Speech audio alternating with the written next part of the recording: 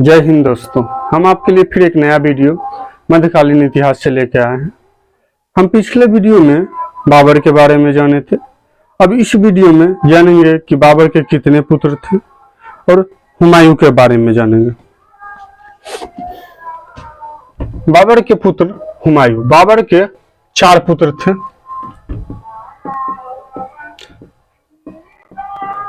हम जैसे आपको पिछले वीडियो में बताए थे कि कहां ये हुमायूं, इसका ट्रिक था क से कमरान, ह से हिंदाल,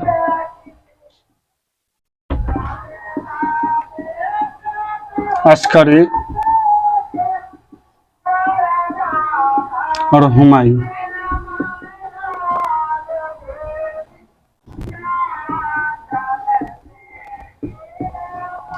यह सबसे ज्येष्ठ था।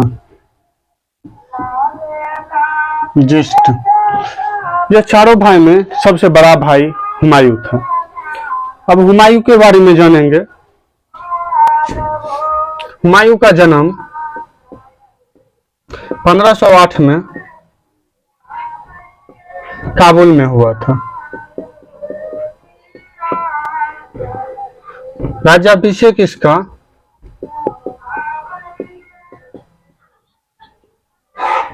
1530 में आगरा में हुआ था।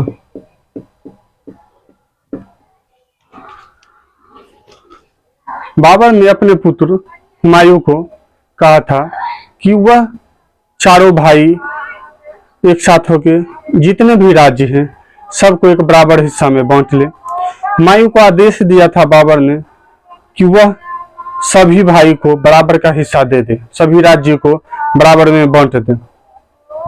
और हुमायूं ने अपने सभी भाइयों को बराबर में सभी राज्य बांट दिए। यही हुमायूं की सबसे बड़ी भूल थी। हुमायूं जब बांट दिया तब उसके पास धन की कमी हो गई। अफगान शासक, राजपूत शासक, उसके विरोधी, ये सब उस पर आक्रमण करने लगे। आप देखते होंगे कि अगर किसी घर में 4 भाई है, 5 भाई है, अगर वो एक साथ है उसकी तरफ कोई आंख नहीं करेगा। अगर चारों बांट लिया है तो हर कोई देखिएगा कि लड़ाई करते रहेगा, कुछ से कुछ उसके साथ करते रहेगा। और उसे ही हुमायूं के साथ हुआ था। एक साथ रहने में, एक रूपता रहने में जो बल है वह अलग होने में बल नहीं है। इसमें देखिए कि बाबर के कहने पर हुमायूं जो है 4 भाइयों को बराबर बराबर राज्य दे दिया। हुमायूं के पास धन की कमी हो गई, अफगान शासक विरोधी हो गए, राजपूत शासक विरोधी थे। उसके हुमायूं को बहुत चुनौतियां हो गई। हुमायूं को बहुत चुनौतियां हो गई। पानीपत का प्रथम युद्ध जो 1526 में हुआ था वह हुमायूं के जीवन का प्रथम युद्ध था। बाबर के साथ हुमायूं ने भी वह युद्ध लड़ा था। हुमायूं ने 1532 में चुनार दुर्ग को 4 महीने तक घेरे रखा। उसके बाद शेर खान ने उसकी अधीनता स्वीकार कर ली। हुमायूं 1538 ईस्वी में गौड़ बंगाल विजय अभियान किया और उसका नाम जनतावाद रखा। चलिए देखते हैं 1532 में चुनार दुर्ग को 4 महीने के लिए 4 महीने तक घेरे रखा। उसके बाद शेर खान ने उसकी अधीनता स्वीकार की। 1538 में गौड़ जो बंगाल में है अभियान किया और इसका नाम जनतावाद रखा। जनतावाद।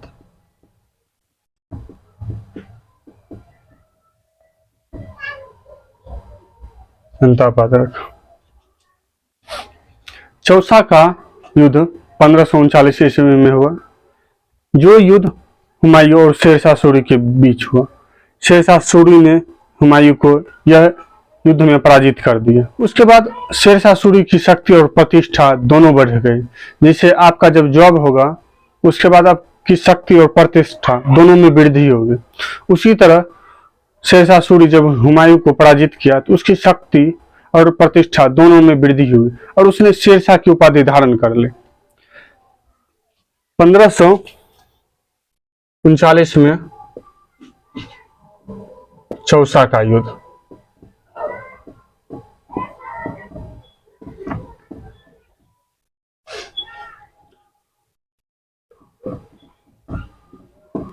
हुमायूं और शेरशाह के बीच।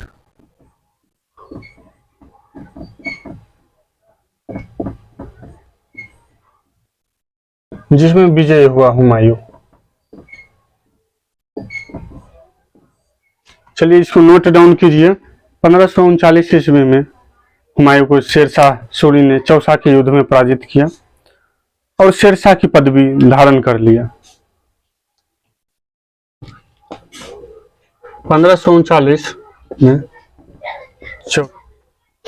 और इसी युद्ध में गियाबुद्दीन निजाम नामक एक भिश्ती ने हुमायूं की जान बचाई थी। हुमायूं घोड़ा समेत नदी में कूद गया था अपनी जान बचाने के लिए।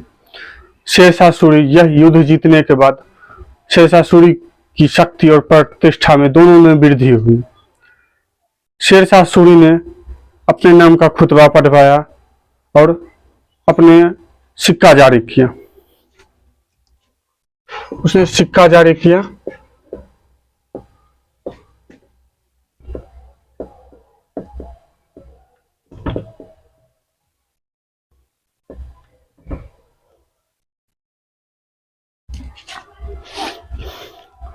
पंद्रह सौ 40 ईस्वी में कन्नौज या बिलग्राम के युद्ध में शेरशाह सूरी ने फिर हुमायूं को पराजित कर दिया।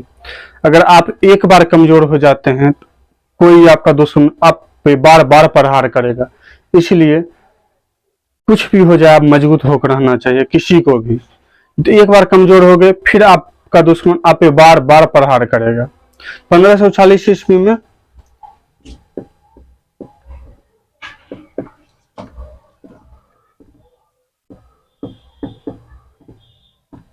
कन्नौज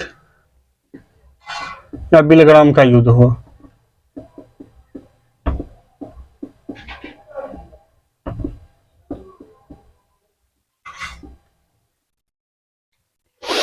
जिसमें शेरशाह सूरी विजय हुआ।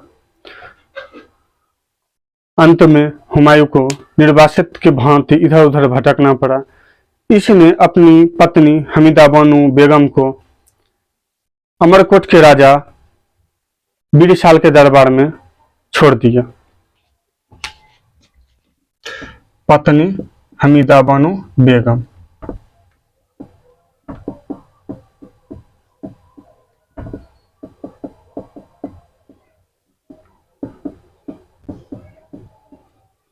राजा बिरसाल के दरबार में छोड़ दिया था। राजा ये क्वेश्चन पूछता है, ये बहुत इंपॉर्टेंट क्वेश्चन है। बिरसाल के दरबार में हुआ और 1542 में अकबर का जन्म हुआ। बिरसाल के दरबार में ही अकबर का जन्म हुआ था। 1542 में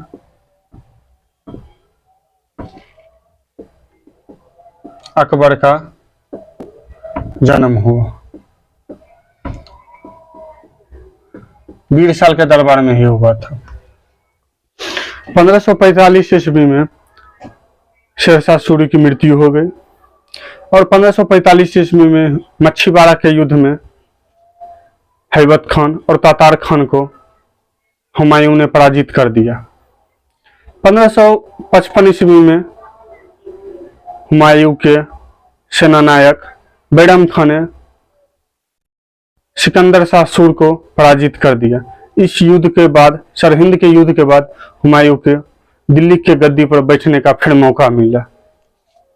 देखिए 1545 में शेरशाह सूरी की मृत्यु हो गई।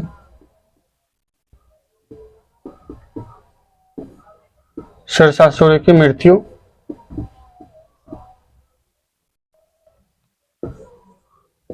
1545 में मच्छीबाड़ा युद्ध हुआ।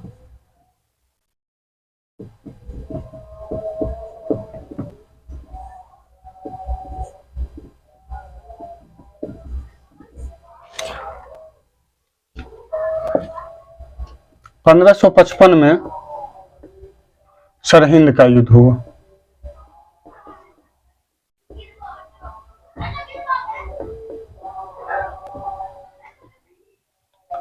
सरहिंद के युद्ध को ही जीतने के बाद हुमायूं को फिर दिल्ली का सिंहासन प्राप्त हुआ।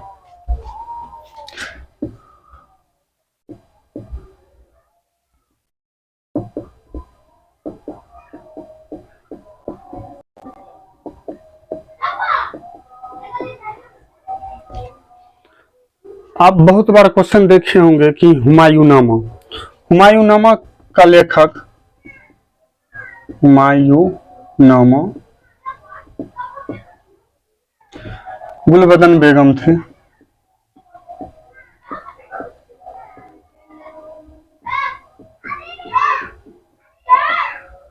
यह पुस्तक 2 भाग में बांटा हुआ है।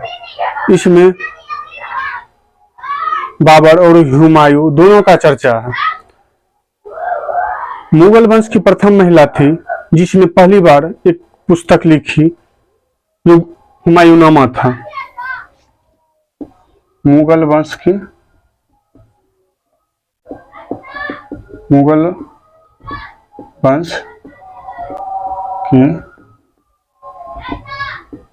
प्रथम महिला।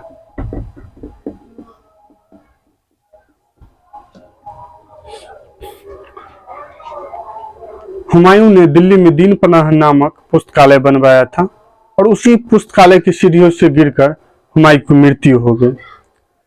इतिहासकार लेनपुल ने कहा है कि हुमायूं का अर्थ खुशनसीब व्यक्ति होता है, लेकिन हुमायूं इतना बदनसीब था कि जिस पुस्तकालय को वह खुद बनाया था उसी पुस्तकालय की सीढ़ियों से वह गिरकर उसकी मृत्यु हो गई।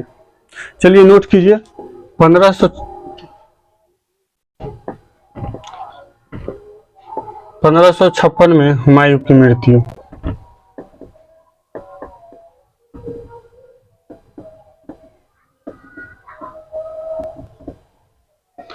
हो गई। लेनपुन